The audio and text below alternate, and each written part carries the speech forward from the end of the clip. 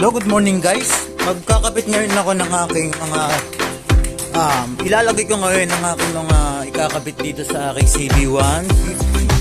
Hi Justin, tingnan muna dito. Sa Kuragi. So dito ko siya ikakabit. Maglalagay ako ng top box dito. Halos kompleto naman na. Meron na tayong bracket. Makikita nyo, ito siya. Naka-prepare naman yan. Galing sa SIG. Binili ng aking kapatid. Galing Maynila. Dala niya dito. Siyempre may mga sticker pa yan. So, kita nyo. Yan. Ang helmet. Tsaka, siyempre yung SIG.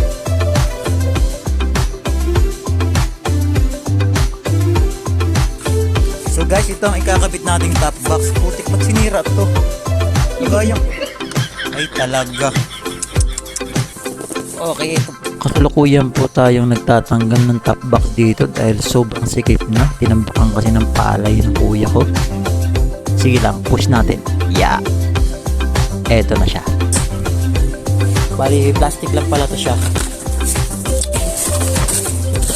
Ano nyo? Tanggalin natin na.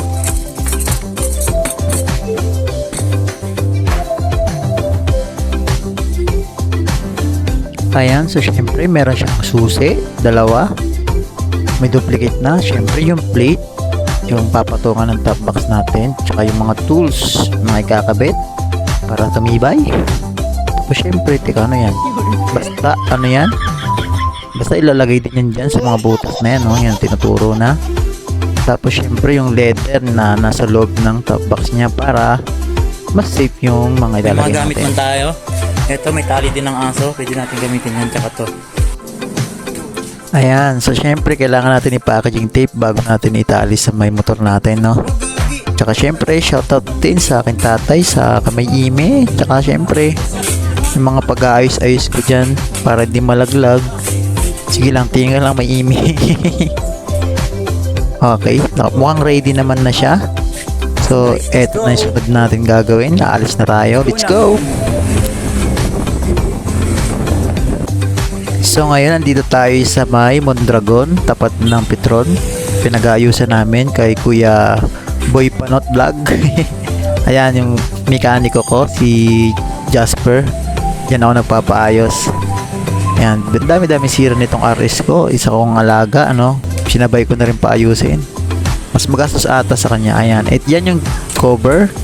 Tapos syempre kinikis-kisan namin dahil nga ang hina na ng kapit. Tapos ayan yung bagong cover na binili namin, dala ng kapatid ko. At tapos sige, ayun, after nyan diretso na kami sa sunod namin pupuntahan. Let's go!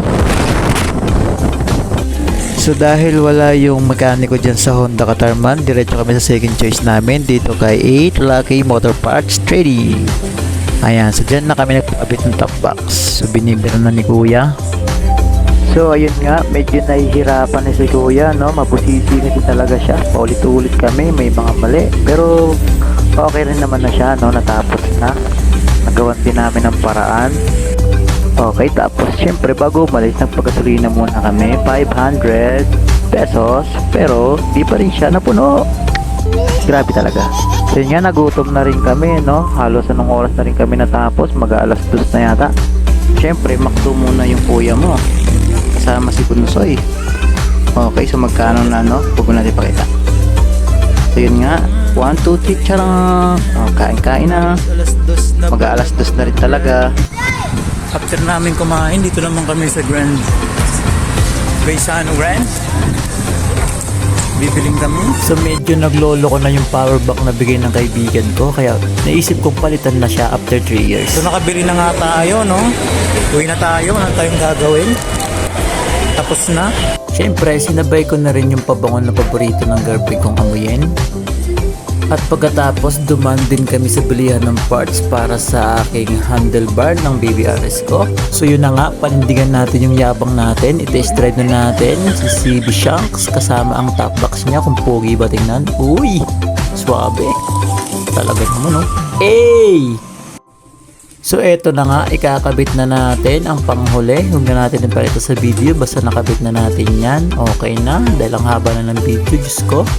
Okay, tingnan natin ang result kung pogi pa. Ayan. So yun nga, no, mas lalong lumapad, lalong gumanda. Mas marami na tayo mabibitbit ngayon sa trabaho natin, okay? So yun lang mga kapre, mga katol. Thank you tol.